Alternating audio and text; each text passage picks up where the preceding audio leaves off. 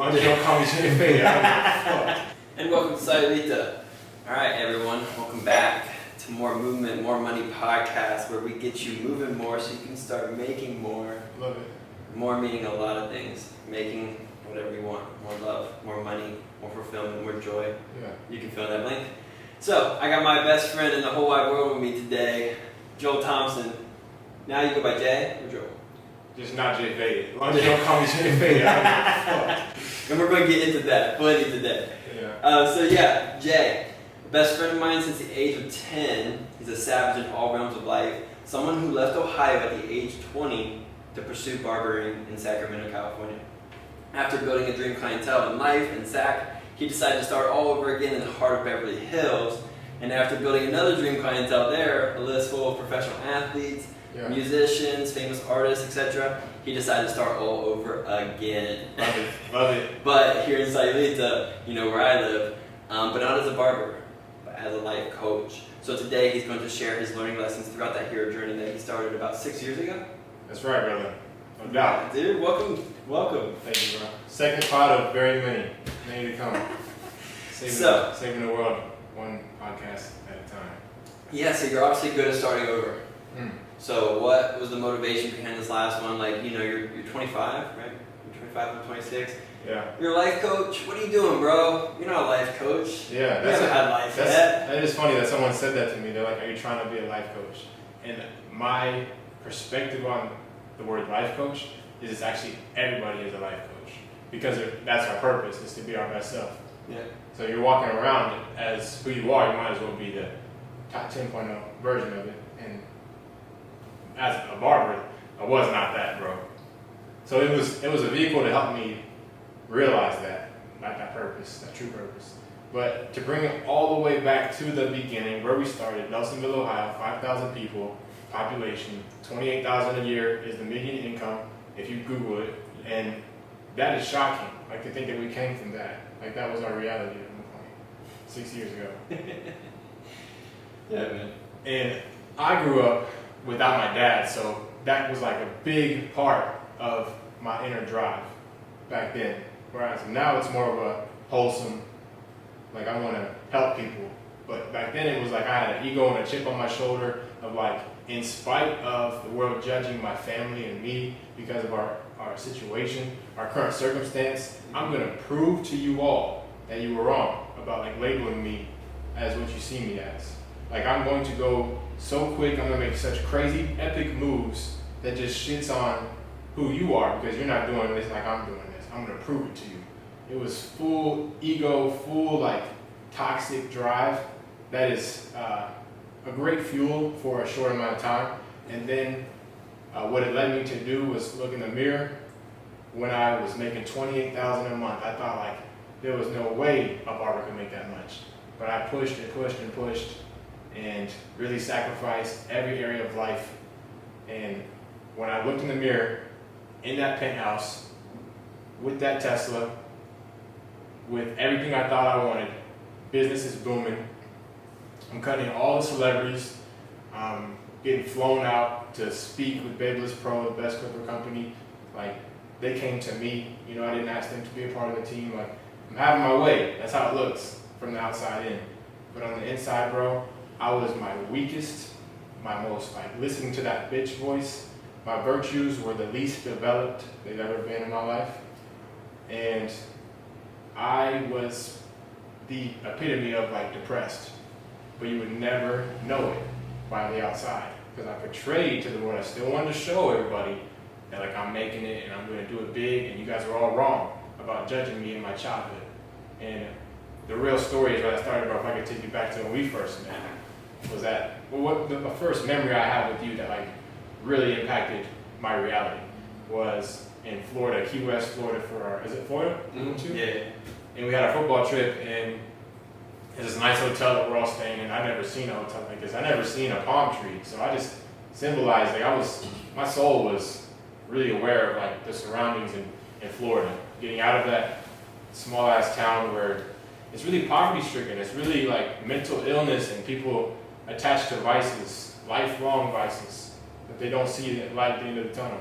And that was like a depressed cloud over my existence throughout childhood.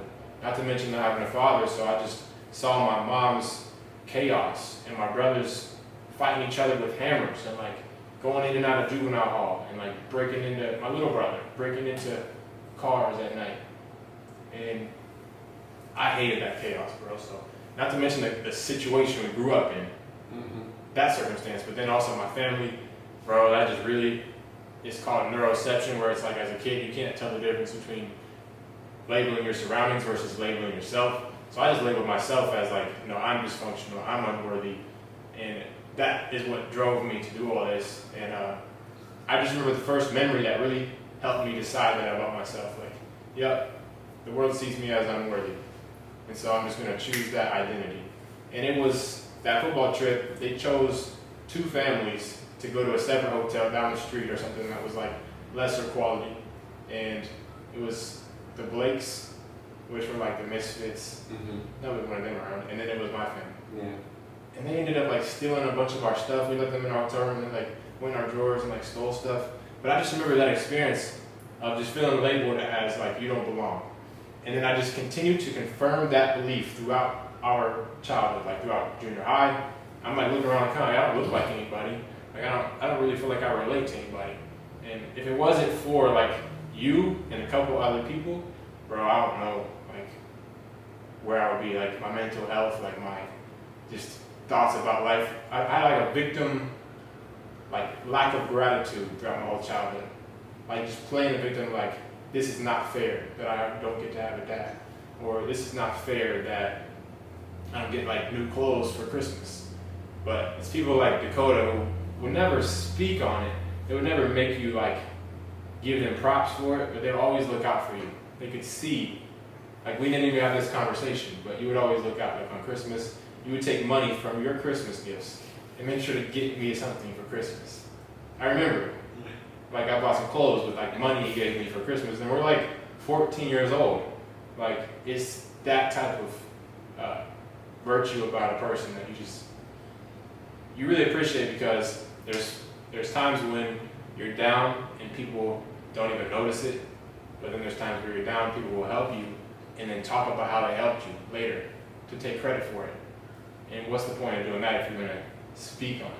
So the best thing about Dakota is that he looked out but hasn't mentioned it ever. Like his family always took me under their wing, and it just meant so much. Yeah, by the way, can I have a few $100, bro? Yeah, probably owe you. You owe me, bro. Damn. You bought some Nike shorts with that, bro? Come on. Yeah, so that was it. Yeah, man, you got guardian angels, man. That's for sure. I knew my mom would give him money as well. Like we just made sure you had a Christmas as well. That made my Christmas better. You know what I mean? For sure. We buy some Xbox Live. Yeah, like it was just like all love. So that's what summarizes everything as far as like why I chose the Barber route, because I just wanted to leave as fast as I could, make money as fast as I could. But eventually, after all that surface level success, I was just wearing that mask of like the overachiever in order to gain acceptance. I just wanted acceptance so bad, bro. Like I just wanted to fit in and be loved, be seen, and like that's how I chose to do it, was through showcasing my success. Yeah. So back to the 25-year-old life coach.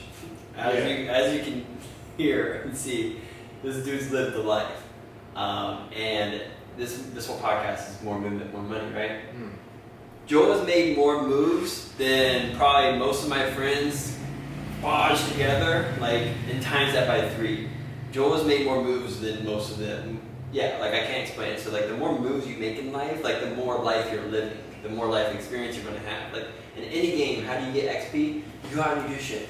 You know, I mean, whatever that game is, all games are different. But to get to XP, it's like you gotta level up by doing shit. Right. And it's like you've done so much. Like I've watched you again, like the intro. Like you literally went to California, like not much money saved up. I think over 5 figures, like 10, 15,000. That's not much going to California, but he went there, he still did it, and then he made a dream life, like, you know, with all those movements you made, and then you left that. So it's like you had the identity, but you were still like willing to leave it. Yeah. So you got it in California, you left it, and you did it in Beverly Hills.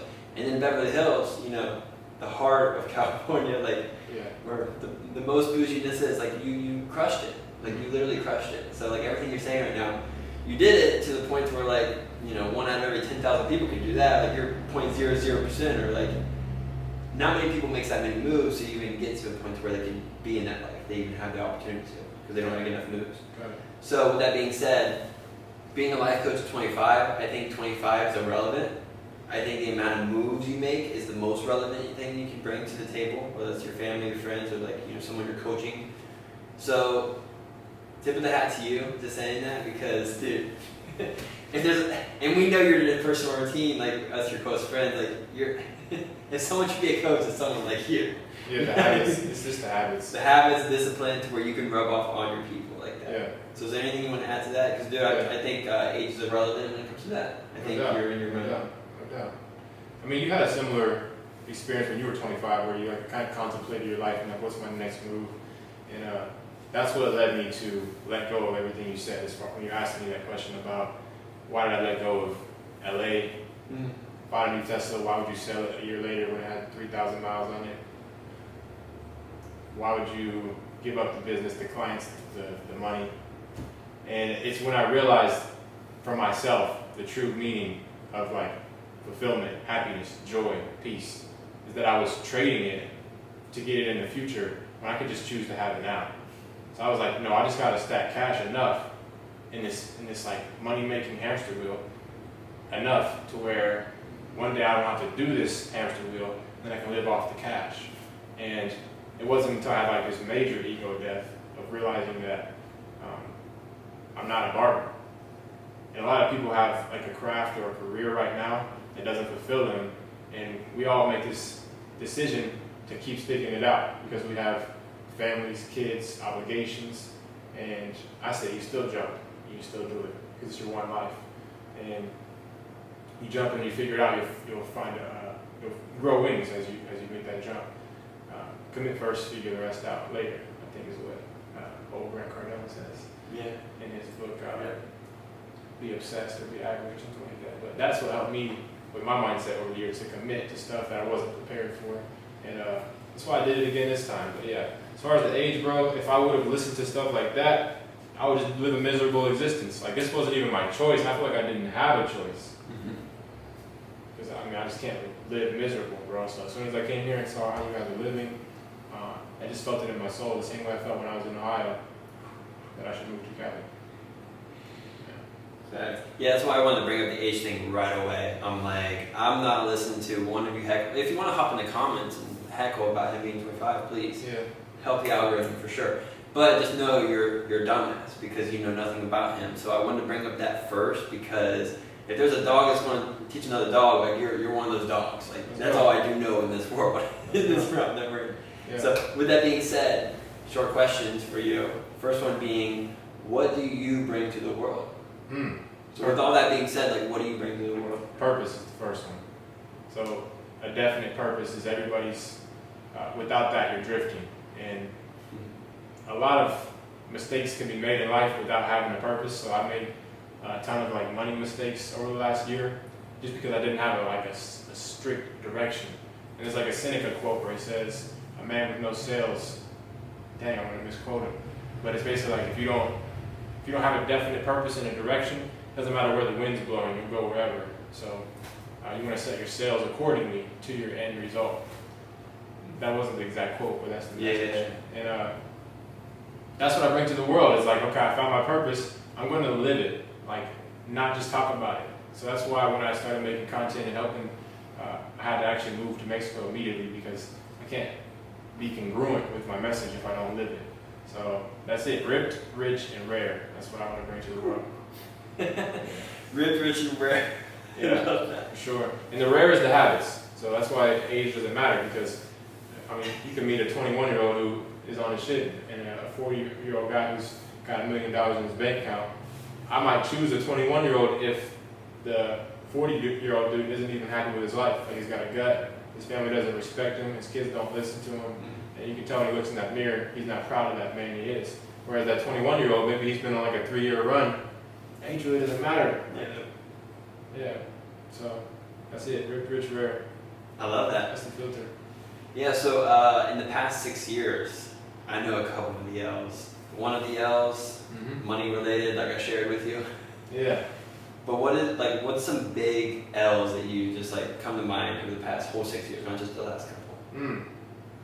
To where people can learn from that and be like, okay, let's try not to make that mistake. Yeah. Because we were just talking about today in the gym, like it's like, yeah, some of those mistakes might be made again, but most of them were definitely one-timers to where you're just never, like you touch the hot pan, like you know it's hot, your hand's not going to go under it again. All of them are rooted in not having a father and like really having that sense of self-identity, self-worth. That's what, like your mom gives you that comfort and like the emotional support. Your dad gives you like, son, this is how we do shit. This is how life works. This is how you're gonna handle yourself in the world. So because I didn't have that, I was searching for it in others, and I would try to find a father figure in mentors. So I would mistake the relationship as a business relationship for a personal relationship, and that just affected like shop owner relationship, other mentor relationships, and kind of led me to feel some guilt and shame for like, why didn't this work out? Like, oh shoot, like I thought we were homies, but really they were all just business relationships. They didn't realize that I was viewing them as like my father. So they never expected that obligation. And that's for personal, but also, man, every financial gain I've made, I've watched it. Like, I don't know where it's all at now. Like, I called my mom. It was like a crucial moment, pivoting moment, last December. My mom called me, and she's upbeat. She's like, "How you doing?" And I had just got done like crying, like realizing that what I had just experienced in my business. And she could tell I was down. She's like, "What's wrong?" And I usually would just brush it off, like, "No, I'm all good," because no one cares about your losses. Like, no one actually is going to be able to help you.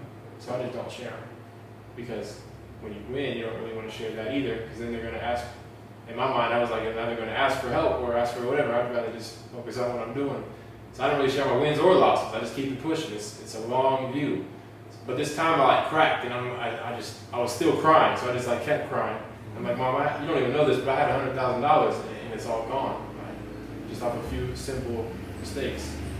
And explained to her like the tax situation, like unnecessarily had to pay extra like $60K in taxes, and then the stock portfolio dropping after we hedged our bets and like got a loan against our own assets, and the market tanked, and then I needed to pay those taxes, and if I don't pay them, there's going to be more fees, and then because I'm not adding more income into the loan we took for the stocks, now that's a fee and there's payments on that, and I'm just like, man, I can't even like have a clear head and focus on my business because I'm like so spread thin in other areas. So I just decided to sell the stocks at a major loss, pay the taxes to get my head clear, and these all just came from lack of finding the right guidance and mentors, and that long view. Like, I found the wrong mentors, if anything, because I was led astray. I was like run amok. I was like bamboozled by myself. I played myself. I didn't think for myself, and that's what a drifter is, someone who doesn't use their brain to like think for the future and like scale it back, reverse engineer it. So ton of mistakes like that, bro, but the best mindset is that I just love this journey. Like, it took me until now to realize that none of those were actually mistakes, because I wouldn't be able to have moved to Mexico so confidently with nothing really, like just like that, if I didn't go through all that. Because once it broke me, now I just felt like it just strengthened me. Like, I just really don't care. And now I feel way more abundant. Like, I'm getting new students on a daily basis last 2 days, and I could just see like, okay, yeah, I got one today, I get one tomorrow, okay, cool, get another one tomorrow. And I'm just that type of mindset where like, I can see that happening every day. And that's the man who's gonna win, because he just loves the steps. Like, I'm not focused on any destination, whereas before I was so hungry for like, to be able to showcase to the world who I was and all that. But now I'm just like, nah, bro, I could do this for the rest of my life. Just work on myself, give it to the world. So. Yeah. So one of the other, obviously financial L's, yeah, it happens. We learn from them, and then the business L, whenever, or you're trying to prove something in that aspect, and you did it through barbering. That was your your vehicle. So how do you feel now that you got a new vehicle and it's like the vehicle? Like, you know what I mean? So now it's like you're pushing towards, like, you know, you're sailing, you have that Yeah. exact destination you're going towards. Yeah. You feel better now? Fulfillment, alignment, yeah, complete peace. Like, there's no war going on in my head of like, opportunities would come in barbering that people would dream of, and I wouldn't even be excited about it anymore. That's when I knew like something's off, bro. And I've been planning my escape for so long, but it wasn't until I came to see you guys, like I said. I was like, oh, this is the route. Cool. Puedo cambiar tu vida. Puedo cambiar tu vida. That My means- life, welcome. That means I can change your life. Continue to life. We joke around, we say that, but yeah, him coming here to seeing the freaking life, me and Yeah. David's behind the camera, cinnamon, it's okay. Yeah, just at the end of the day, people are so worried about what's coming in, and they don't even think about what's going out. Where like you reverse engineer it, in my engineering mind, it's like, okay, I think about what's going out first. If we can eliminate what's going out, it's like you barely have to put things in. For sure. Where it's like, okay, then we live in Mexico, like earning, you know, wages from the U.S. or whatever, getting, you know, PayPal sent to you from in U.S. dollar. You know, Come on. it goes a lot further. And everyone knows this, of course. You're making Western money, but you go to somewhere else, you know, through East or anywhere in the world. But the people that suck are the people who don't get back to the community, the people that live there. So you're just going and kind of taking advantage of them. Yeah. Now, anybody I pay to help me out here, I'm paying them U.S. wages, and they're more than excited. They're loving life. You know what I mean? That people in the U.S., they make that wage they're happy about. So now you're providing the same thing. You come here already to where it's like, you're a perfect mix to come to somewhere like Sayulita. So Yes, sir. yeah, you just found out, you know, You too. life can be easier. You too, right? Let's talk about yours. You went from about 8 months ago. You've already been to Sayulita, but you went back to Ohio for a quick minute, had like a personal life transformation, and then came here in the middle of it, right? You're like, It was a year ago when I visited for a month. yeah. Yeah. And then I had a whole life, my life changed. I ended a 9-year relationship, a great relationship, but I ended it. And that's when I came back home. And once I came back to Ohio, I was like, whoa, this is not where I should be living. And then as soon as my lease was up in Ohio, that's when I came back here to Sayulita. Now it was like almost 8 months ago now. Hmm. Yeah. So for people that are curious about your life, maybe they just met you through social media, or like they've watched but not really understood. What was your mindset then? Why were you so able to realize I shouldn't be here in Ohio? Like, I can't stay here. And then you take that intuition, because everybody gets it. There's no way that we don't get the intuition of like our calling, our moral obligation to be a better version of ourselves, or that our environment isn't serving us. But what helped you, gave you the strength? It takes strength to say, you know what, I'm going to listen to this calling and go alone with my stuff in a couple suitcases and make a whole new life. Because that identity you had back then was like, I'm Dakota Mays, I live in Ohio, I drive this car, I don't know where that car is at, you didn't ship it out here. You left everything. Yeah. Yeah, I brought 2 suitcases and my dog. I would say, yeah, just to provide as much value to everybody out there listening to this story of mine, I just knew I was going to make more of an impact moving here. In Columbus, I was still doing, you know, the online. I figured it out. Like 2 years ago, I made it to where, like, when lockdowns happened and I couldn't teach in person because I didn't, you know, think, you know, what they were forcing. I couldn't teach anymore. The gym jab? Yeah, it'll do that. Watch out what we say here. I'll see you on Patreon. We'll let you know what we think. But I couldn't work anywhere. So I was like, oh wow, my income just went to 0. I have a couple private clients, but like other than that, like I'm not making money. So me and my girlfriend at the time, we just left right away. And that's when I figured out the whole online thing. I'm like, I'm gonna make this happen. So when I made that happen and we came back to Ohio, I just felt like weird. I was like, oh man, I could be doing this anywhere. Like, why am I here? And I wasn't feeling like I was going to impact people in person like as much. And then already coming here in Sayulita, like I'm like actually impacting like the immediate community around me. But then I still make my content, you know, for the virality for the world. But like I have that in-person connection. So you put that together with retreats, and I was like, if I'm going to host retreats, the best place to host it is literally in Sayulita, somewhere like Sayulita. So next thing you know, I had my first yoga retreat here, and then my whole life changed with yoga retreats. So yeah, like I knew my dream life wasn't in Ohio. Even though moving here, like any brand deal I do, anything I have sent to me, like anything almost is like not smooth. So I gave up a lot of luxuries. Difficult to execute receiving a package and then creating content for them because the In Ohio, you could get a package the next day. Oh, same day shipping, next day shipping. It's just everything got a little bit harder in that aspect, but like I wouldn't change it for the world. Like fuck it. So you in Ohio had all this planned out. You just said about I could do retreats, I could have more impact, I could create community impact as well as worldwide impact. You thought you were thinking all these things. Yeah, I had 4 months of prep because my lease was like my year lease had 4 more months, I think. So I just spent that out, and like I actually left 3 weeks early. So I said, fuck it, just pay double rent for like 1 month. But I was like, I had to go. Yeah. And then I booked my retreat like sooner than. So this confidence that you have now, technically this is like your future self, and that guy's the case scenario. Did he have that same level of confidence now, or were you like, oh, this Dude, is I risk? was on it. No, there was zero risk to me. Yeah. I Okay. was like, From the jump, or like after 4 months of planning? no, I was in the dog mentality. I was like, I'm already making good money. I can go here. I'll be fine sleeping on the fucking beach if I have to. I was like, I'm good. Like life can be so simple. Like the outputs, the thing. Like people don't realize how much they're paying on rent, how much they're paying for the food, blah, blah, blah, all these things.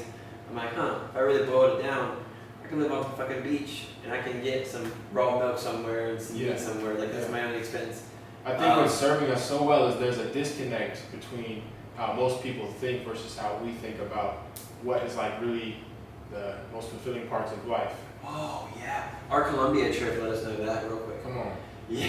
That was the biggest win. It looked like a loss, Yeah. but that was a win for me because That's a win, yeah, for sure. it showed me polarity, like the opposite.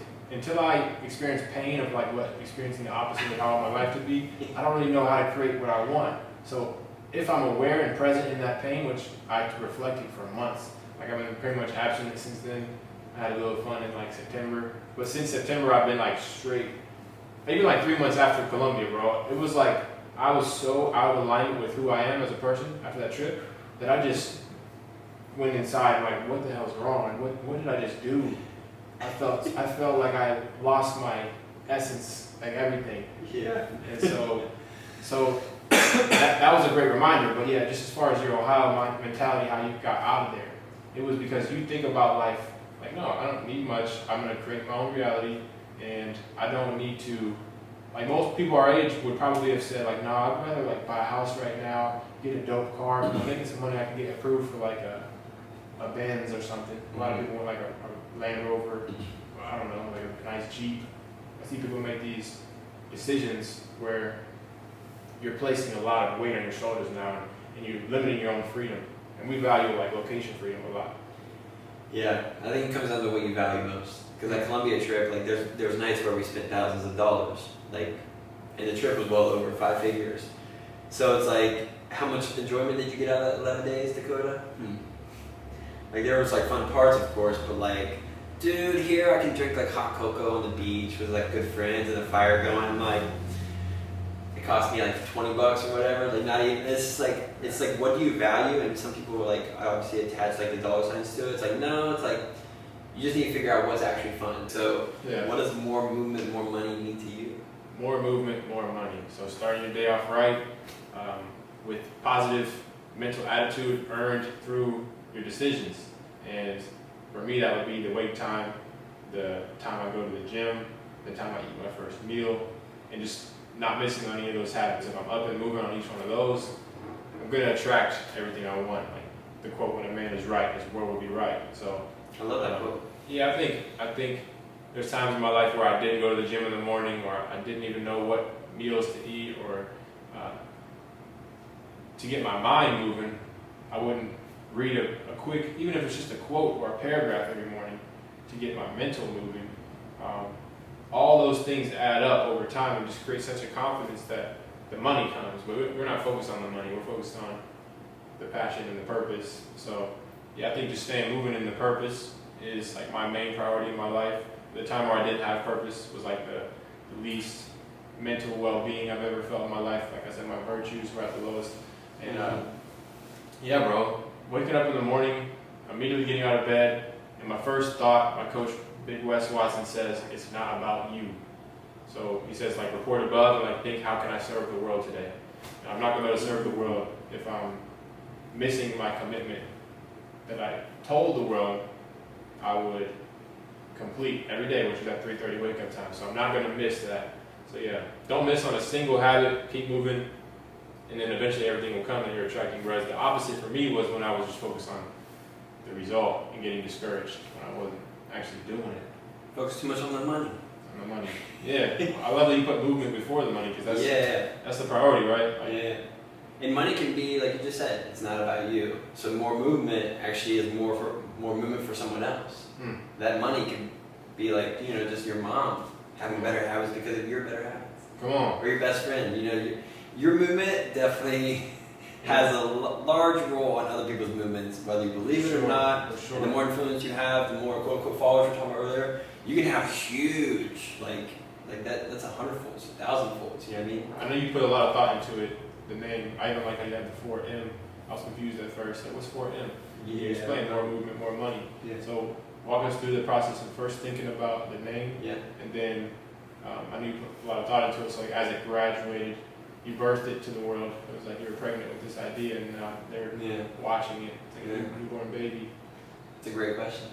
I think I thought of it, but then I took like a couple weeks to make sure, like, is this real? And then I thought about it more, and then I kind of manipulated, changed it, and then it ended up being more movement, more money. Because I was like, I don't want money being in the name, but I was like, no, that's not, like, I actually want money to be there to trigger people, honestly. Like, if you have a bad relationship with money, and you don't, like, watch something because there's the word money in it, you should definitely watch it, you know what I mean? So you're going to trigger people to be insecure or inspired, one of the two. Exactly. So I was just like, I was just thinking about my life as I call myself a radical action taker. Maybe you've called me that. Just like whenever I'm an initiator, like when I think about something, like I'm doing it, or I'm doing it before I even like thought. Like I'm turning in my assignment before I made a pre-draft. Like, you know what I mean? Like that's usually how I am. So it's like it comes down to more movement. Like make more moves, make more business moves, more ideas. Like move on it. You know what I mean? Like get your move on it, because everyone has the greatest ideas. We all know this. We all have great ideas. But like most people aren't willing to move on it, and then the people that do move on it, like, you know, they get some backlash or, you know, some tribulations, and they quit moving. So it's like more movement and then more money, and then more money. Like money can be so many different things. I said this multiple times, but for most people, it's just gonna be more enjoyment of life. Like you just, you know, more experience, more XP points in life. You're gonna experience more life, right? It's just like very simple. People are living like pretty dull lives. If you are living a dull life, maybe you should just make more moves. That one move they're afraid to make is what would be the one. Maybe, Like for us, it was literally moving. So physical movement, obviously a lot of people know how to do that. Like I think it all starts from there. Like, are you moving your body? Like, literally moving your body.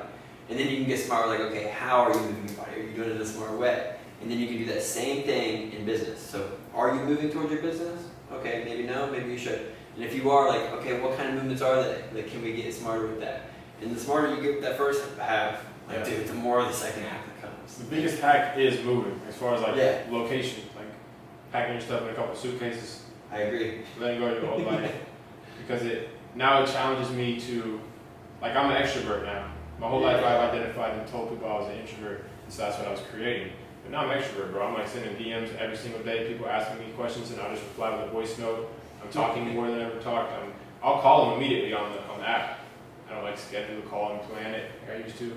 So the best thing we can do is force ourselves to change through going to like a new city, environment, because then you're leaving your belongings, your things, the people, places. It's very easy to create a new identity when you make a move. Yeah.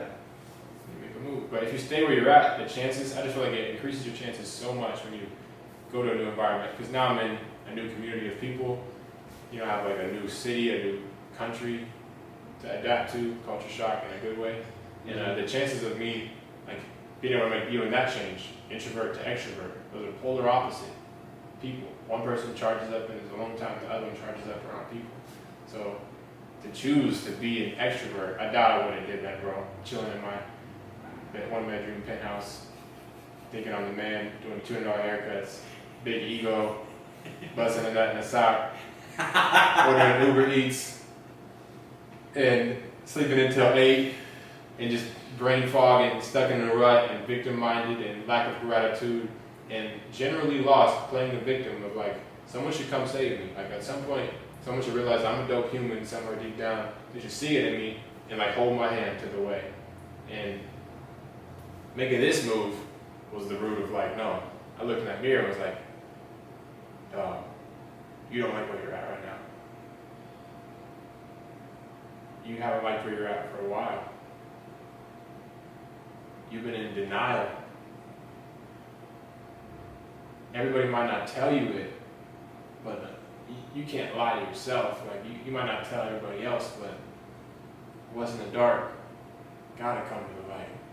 Like you've been pretending for a while. When are you gonna be real? Like when are you gonna? This is your one life. When are you gonna grab it by the horns and like say, this is who I am. I'm gonna go take my shit. Not like I hope life gives me what I want one day, because that's how I lived for like 2 years. So you're one move away. Like that one move could literally be the one that changed your life. More movement, more money. Make a fucking move. Dude, your level of self-awareness and like introspection is not only inspiring. Thanks, bro. I mean, but it's like, holy shit, man. Vulnerability is the best thing. Like, just share. Of all that you know about yourself, what would you, if you could snap a finger, like everybody in the world, what do you wish everyone would do? Like maybe about themselves. Like, is there one thing you wish, like you've had these epiphanies because you know something about yourself, or you know something that's like keeping you on, that's like, you know, changing your sail direction. Is there something you wish someone could just tap into, or maybe you tapped into? For me, my whole life, I was seeking outside of myself. And I wish people knew a quote from Bedros Keuilian. Yeah. That life is a mirror, not a window. So I was looking out the window hoping that somebody would see, like, this young man has potential. I'm going to hold his hand and help him. And what I had to realize for myself, to get me out of that agony and misery of walking around less than myself and knowing that I'm supposed to be more than I currently am. Like literally crying, like walking around, people don't even realize that I'm like tears coming out of my eyes midday, and I like sit down and just cry because I'm like, I'm not on my life path, like I know it. I wish people would realize if they're feeling that stuck, that in a rut, that the reason you feel that way is because you're called to be more. It's a moral obligation to be more, and that the only person that's going to do it is you. And I wish people would invest in themselves, like actually take the risk with whatever they have now to get what they want, instead of what I was doing, being afraid to give up what I have now. It's not even what I want right now, but still afraid to give it up to get what I truly do want. So I'm trading all my joy, fulfillment, happiness, and peace of mind for a barber business that is no longer feeding my soul to become my destiny and purpose. I'm afraid to become it, because if that barber or if that coaching business doesn't work, then I just gave up my clients as a barber too. So now I'm like worse off than I started. So that's that mindset of a man who doesn't have his habits right and his world is wrong because he's wrong. So I wish people realize that through your daily actions and habits, you can literally alter your complete reality, like overnight. Like probably 30 days from now, we could get you ripped, rich, rare in your standards. Like 30 days from now, you could be living a different life, and no one's going to help you do it but you. So if I'm hearing you right, you wish people had the introspection enough, or just went inward enough to where they knew what, knew where they needed to be, knew what they wanted. Pretty much finding out what you really, really, really want, not what the world's like kind of tricked us into thinking. You know? So pretty much you wish people would just like have that ability to go inward, figure it out to where they can know if they're. Cause some people do. They're not asking those questions. Like you talk about this like it's normal because it's normal to you. It's normal, like people like us. Like we're doing it all the time. But like we're starting a movement. To make it normal. Let's make knowing your purpose normal. Like let's make it like, okay, this is your one life, and you could spend it however you want. Let's make it normal to like follow the calling and not ignore it. Because anybody who's ignoring it is living a life of misery, and that's why they partake in vices. Like that's why you have to smoke weed every single day of your life. You couldn't go a day without it because you're escaping reality. That's why you have to watch Netflix and play video games every day of your life, or I don't support that at all. I say you take the Xbox outside with the jackhammer on video and you smash it to pieces, and then you burn it, and you take a video and say, hey guys, this little box right here I was giving my life energy to it. I say on camera, guys, I've been busting a nut in a sock for the last 6 months, and I feel like trash every time I do it. I gave my life force energy away to this sock. I just wanted to show you guys the sock, and I'm gonna, instead of putting it in the washer like I normally do and wearing it the next day, I'm actually just gonna throw it away, buy some new socks, create a new identity, and I just wish people would let go of their vices, stop escaping their reality, and instead create it through changing their habits, like escaping the reality of I don't like this person I am. Instead of creating the one I want, because that's going to be hard. It's going to take a lot of work. Yeah. Like I'm still 5 years away from even like scratching the surface of my potential. I know that. I know that I can't build 30 pounds of muscle like I want to by 6 months, like by the end of the year. So people still look at me and some people will say, he's still thin. But if you saw where I was at, you'd be like, nah, bro. Like, I see the results. But we wanted to happen overnight, so we bulked 30 pounds quick, and we're like, oh damn, most of that was fat. Yeah. So I had to cut back down to get the abs busting out the veins busting out the abs. But at the end of the day, yeah, I just really want people to summarize that as like, let me take some accountability. There's no growth without honesty. And Bedros said, life's a mirror.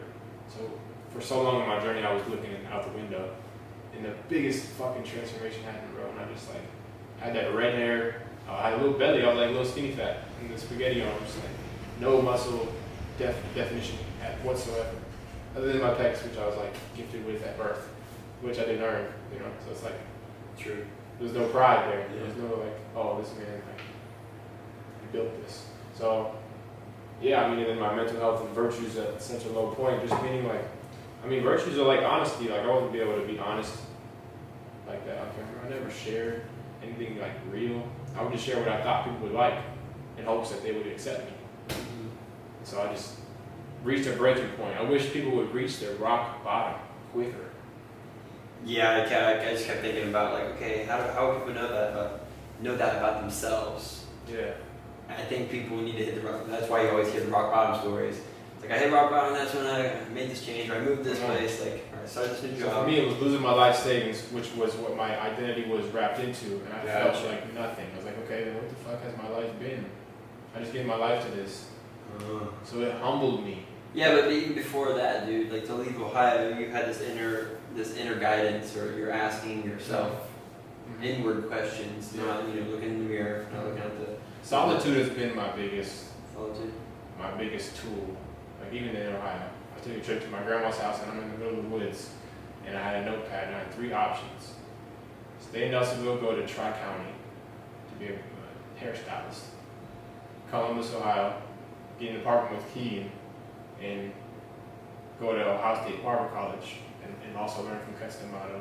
And 3, notice how I put it last, the one that would like make me like uncomfortable and sit different in my chair when I read it, was like, go to California, be an apprentice. And when you feel in your body a shift as you read your goals, there's always one, or when you tell it to somebody, hey, give me your 3 options right now. What's your options for your goals, bro? Well, I got this college. I could go to this college. My parents actually do want me to. They've been always on me about that. And there's also this internship job opportunity. It's about 90 days. It's this summer. It's pretty cool pay. It's like $17 an hour actually. So it's better than what I was getting at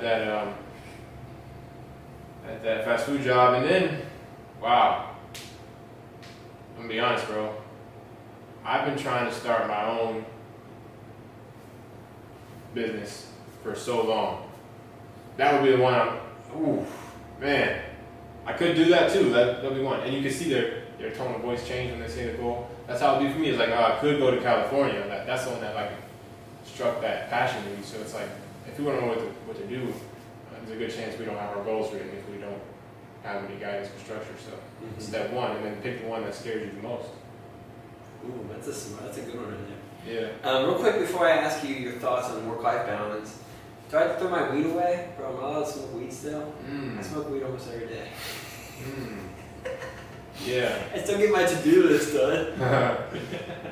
I mean, just to be honest. Yeah, of course. I think anything that causes us to escape our reality and like alter our mind state, I just don't support it. Like I think we can get, like you guys do Wim Hof breathing every day. you get high off that, you know? Like, we can reach whatever state we're seeking through that in an even better form of clarity. I don't think that, like, our creator or whoever said, okay, I'm gonna make sure they have substances to be able to reach a state of divine consciousness where they're fully in tune with their higher self. Like, I don't think that we need anything outside of us at all, ever. So, Other than food? for sure, yeah. But like water and sunshine and the earth and the plants that grow from that earth, including marijuana. Menos is mas. Menos is I see mas. where you're coming from, for sure. And just to continue making that statement, because if you build a brand without defining clearly who you are, you can't really attract who you are. So it's like, this is who I am, this is what I support. And the next thing I'll say is that it's not about us. So you're looking at two guys who have superior genetics, who are incredibly handsome, confident, well established, you know, they got incredible habits, disciplined, bright future, invest in the stock now because you see where it's headed. You're lucky to be here, pretty much. Yeah, you're honestly lucky to be, like, podcast number 2, you think like, oh, I'm helping these guys out by watching now. Thank you for the support, by the way. Yeah. Drop some love to his Patreon, subscribe, like, all that. Which we're about to go to in 1 second. After he answers, what's your importance, like, what's your idea on work-life balance? Just real quick, 30 seconds. Okay, right now? Yeah. Work-life balance. What do you think? Your work and life should be the same. Everybody's purpose is to be the best version of themselves. You spend all this time working on your job, but the work instills the worth. So whatever we work on is what we feel worthy in. So when I was a barber for all those years, I built it up to $28,000 a month and still felt empty and lost in a penthouse. How is that? Driving my dream car didn't make me feel better. How is that? Because I wasn't working on me. Like I said, I was buzzing a nut in a sock, ordering Uber Eats whenever I felt like a craving. And just eating carbs, really, like pastas and stuff. And no purpose, because I didn't have any awareness of self. So work-life balance to me means I have a definite purpose that I'm working towards, and that definite purpose is nothing outside of me. I'm my purpose. So everybody's job is to be their best version of themselves, the 10.0, everything that they admire, and then gift that to the world. So I admire a man who's incredibly disciplined, like he restrains from everything and just shows everybody how to live. And to finish the weed conversation, that's why I say I can't smoke or take any vices, because my weakness is their way out. So if my older brother almost died, bro, like twice from drug overdoses, I have to continually show him that I can live without a single vice, bro, so that you can at least stop smoking meth. Like, if I can live with nothing, you can at least not drink. He had every, like, addiction you could think of. So cigarettes, weed, alcohol. Like, if that doesn't show what a life of vices and drifting can lead to, compared to what someone who's abstinent, who's not partaking in any vices can lead to, then I don't know what will. Like, so I just take it on myself. Like, bro, I just have to sacrifice it all. It might not be forever, but for the foreseeable future, I'm going to create a man who I'm so fucking proud of and I admire so much, because at the end of the day, I'm still chasing that validation and acceptance, and I found a way to do it that's bigger than me. Like, it's like, wow, I'm gonna just be a man who's leading so strong that, like, he's undeniable. So I just want to become undeniable. And for me, that's just like needing nothing. And my work-life balance, like I said, this business model, I think, basically, if everybody in the world could be a life coach, I guess we'd have to find AI to do all the other jobs. But I think everybody in the world should be a life coach. Like, you should. We're here to help humans at the end of the day, right? Because I can't save everybody. Only people that resonate with me are going to work with me. But there's people here with Julia. There's people that need her to, like, showcase her transformation, inner and external virtues. So, I think work-life balance, you can solve that so quick if you just realize that you don't need to work on your job. You just need to work on you, and you will attract a way better life. Once you, like, people go their whole life without having a fitness transformation. Bro, I can't imagine that. You're in denial. We're on the same page with all that, dude. Yeah. Because the way I look at it is, if you're talking about work-life balance, you're not in a You're not in a life to where you gotta separate those two. Like a life where you don't need a vacation from. Oh yeah, my life is my work. Yeah, bro. So that's what got us with the Colombia trip, and why now we realized it's going to make our whole life a vacation. For sure. So we are going to take a break here. We'll be right back. We're going to hop on Patreon. So if you want to see the next 5 to 10 minutes of Joel showing us how it looks, Max, the importance of a beard line, everything we need to know, especially for guys, just to look better and look more clean. We're going to dive into that, and we're going to shit on you where it's needed. So we'll be right back. Let's get it. So we're back. We were just on Patreon, and if your feelings get hurt easily, do not go and watch that video. But if you want the raw truth, like the actual truth of what you need to do for your body, and then for your looks maxing, for your face mostly, go watch that video because we go in on it and we let you know. The truth. Like we did a whole looks maxing journey for 2 years only to find out this one thing, and it's just pointless for you to figure it out on your own. Like, yep. It's your 80-20 at the end of the day. Predator rule. Yeah. Like with looks maxing, like just worry about your 80. That's all. So with that being said, I got every question that I wanted to ask you, Joel. But we'll leave with one more question right here. I got it. Is there a pivotal moment throughout the past 6 years that just stands out to you that you think could relate the most to the audience watching right now? Yeah. And give the most value. Finding my true fucking calling, and that word "find" is not even the right word. It's really just uncovering it. Uncovering. Yeah. Not just, that's uncovering it. So the barber journey. The barber journey was just a prolonged 6-year period of understanding self. Like I read all these books. I listened to 1,000 fucking podcasts, only to realize the most important one was my own. Like your own book. Like journaling is a part of the routine, and that is what led to the biggest epiphany of my life. That I'm not a barber, I'm not anything other than me. Like people ask me like, what do I do? My best answer is just what I don't do. Like I don't do all those habits that kept me from my purpose, and that's how I uncovered it. And one of the questions when we asked on Instagram today, how do you find your purpose? And that's my answer, is that you uncover it, you don't find it. It's in you. Like, why would our Creator give us something that we have to go search and find? Because then you might not ever get it, and then you just wasted your existence. What if you just put it inside of every person, and their only job was not to get themselves away from it through their daily actions and decisions? So the only way to find that is to come back to source, like to uncover that. That means you have it internally, but we have so much distraction, obviously. Our parents, and laws, rules, dogma. Yeah. So just sitting with yourself, you found it, like just a lot of journaling, meditating. My ego was so strong that it took me losing like that, all those losses, right, to only come back and gain this level of myself that I would have never had access to.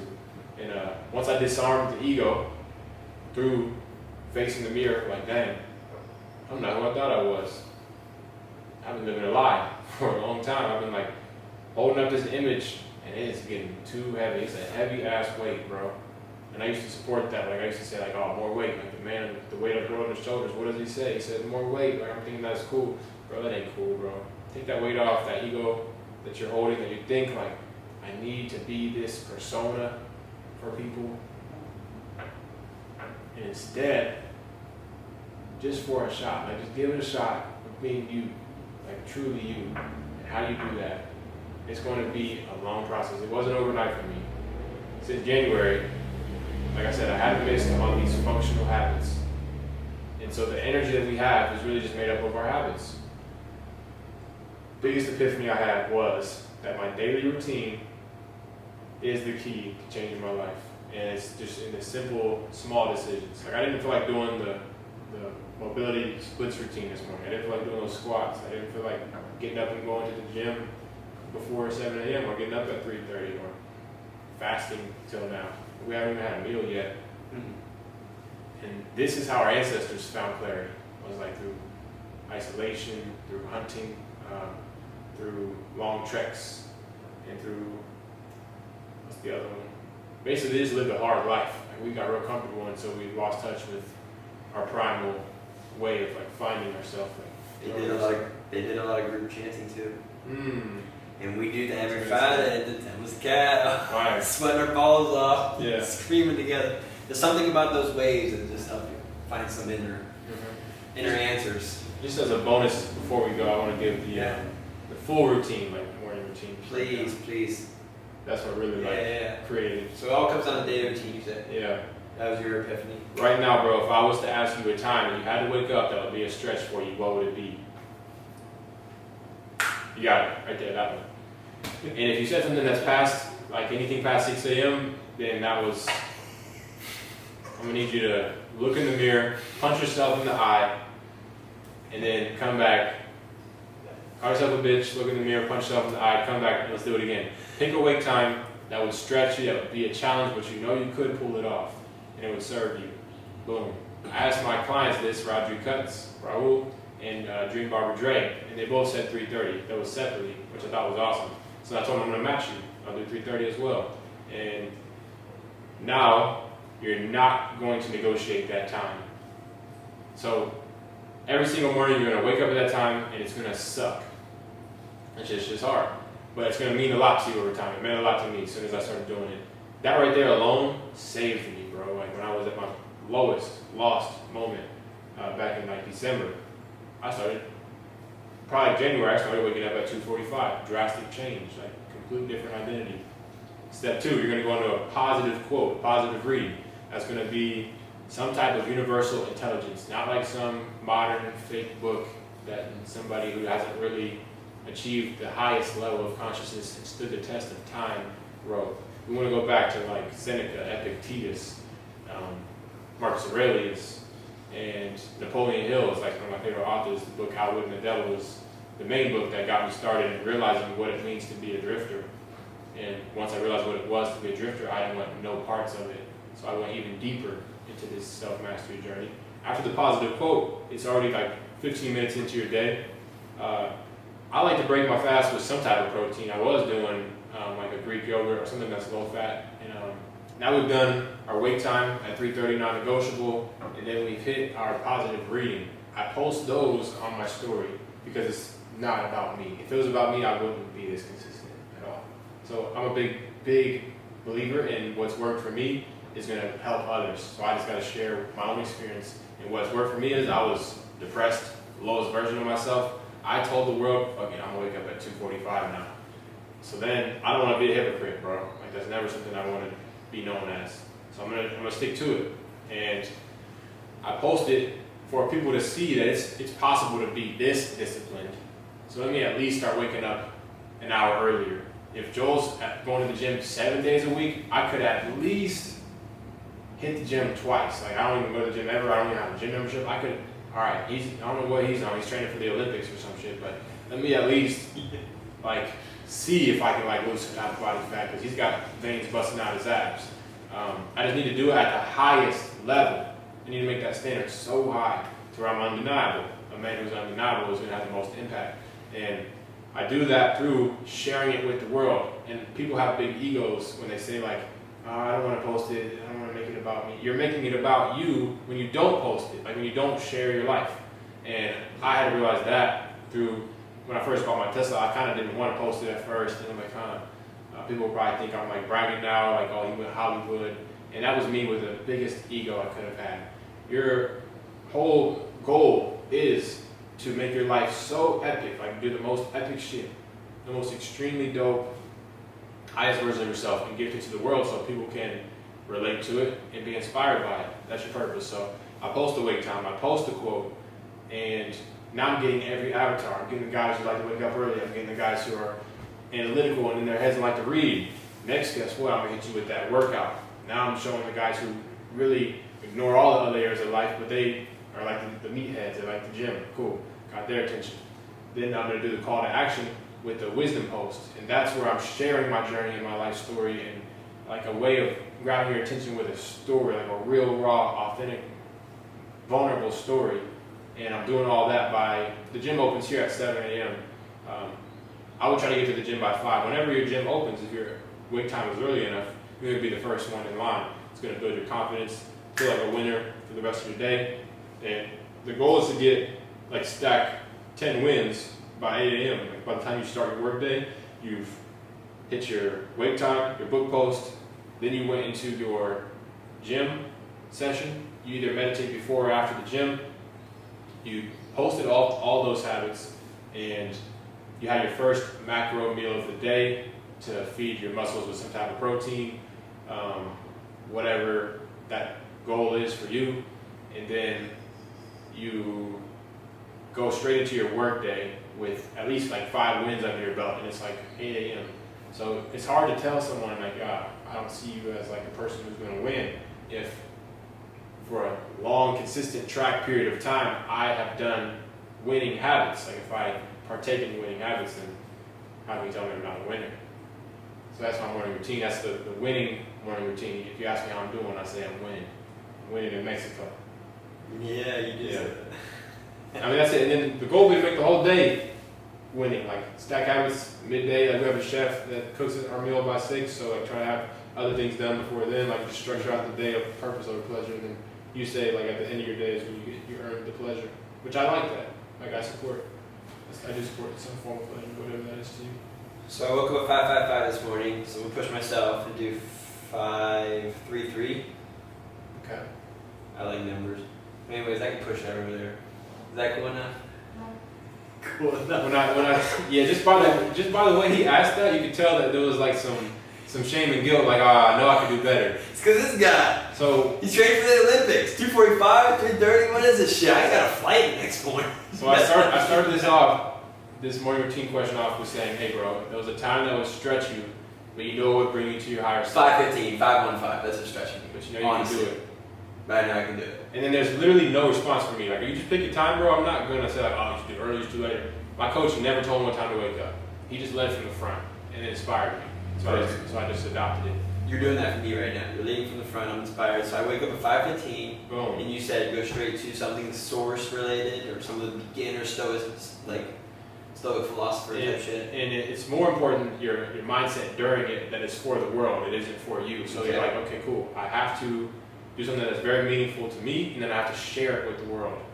Okay. So it's a book post. It's like your favorite yoga flow. There's guys that do like this ab routine. He just posts the ab routine at 3:30 a.m. every day.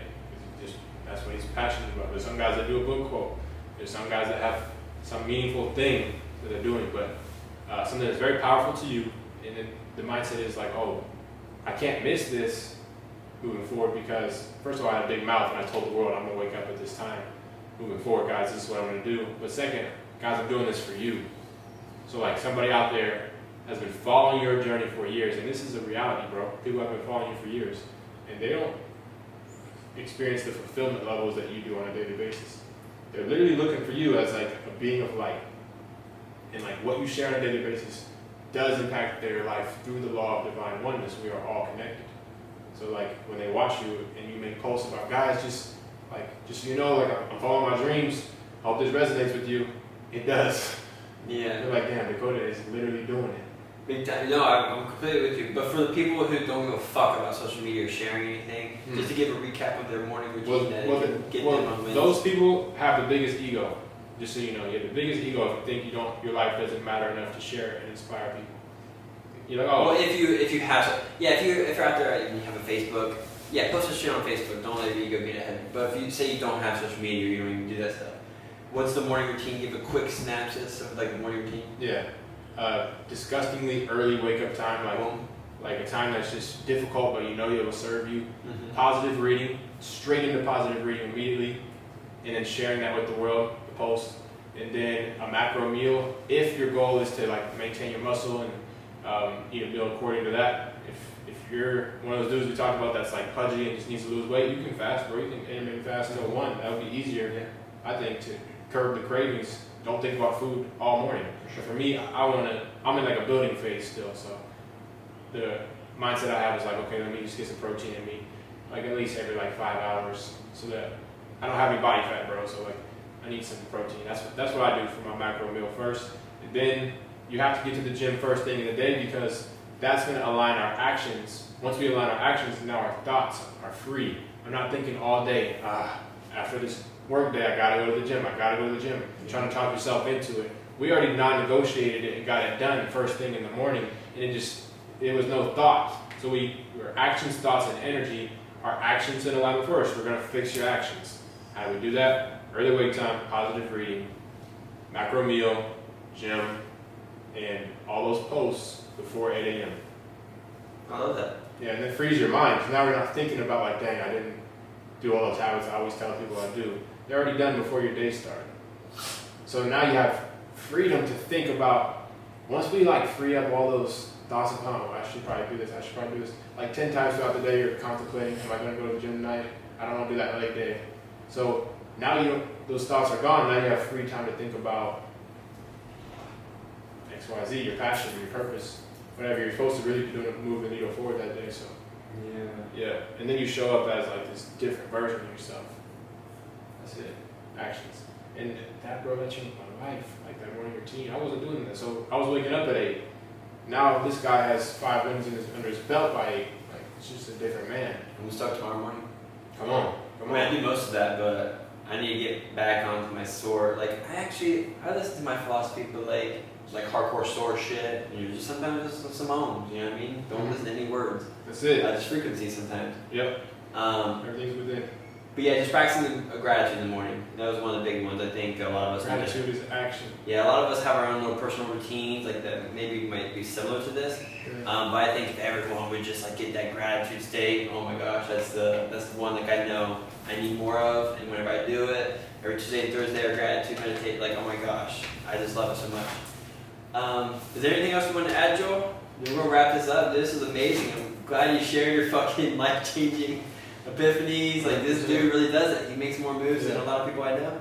Thank you, bro. Yeah, I appreciate the platform. This is exactly the calling and like place I want to be in life, is sharing vulnerably from the heart. And man, surround yourself with people who are doing exactly what you want to do. If you feel stuck, do your best to change your environment. That worked for us. Definitely worked for me. I wasn't going to save myself in that cave I was in. I had to come out the cave, find the solutions through investing in myself. I had to invest in myself constantly. And most of those things show me what not to do. But eventually you roll the dice enough times, better yourself enough times, you're bound to win. And that's going to make all the difference. I'll lose 19 times if I bet 20 just to get that one win. Because that one win is enough to last me for life. Like I finally found my life path. Nothing's better than that. Wow. Yeah. If you can get any of that, like from him. They thought they tried to hold me back as a barber. They tried to say, Joel, you're just a barber. I'm gonna prove to them all that you thought 20K a month, 28K a month as a barber was something. I just gave all that up. You think he's at 0 now? Let's watch what happens when we build it back. Yeah. Hey, he's building it back right now, and we're gonna have you back on the podcast plenty. So we're gonna see how the journey is going. Tried to stop this is his 3rd day in Sayulita, so he's 4th. Tried to stop us. They tried to say he's just a barber. That's great. Thanks for that. Yeah. All right, brother. That's a bet. This is the More Movement, More Money podcast. As always, I want to get you moving more, like this fine gentleman has just explained for the past hour and a half, so you can start making more, and that's more money, more enjoyment, more fucking fulfillment, more love, more good sex. We didn't talk about sex much on this podcast. Usually we do, but yeah, more everything that you want, right? All the spokes on the wheel of life. Yeah. We want you moving more so you can have more of whatever that is for you. So until next episode, we hope you the best. We're out. Yeah, that was a good one, man.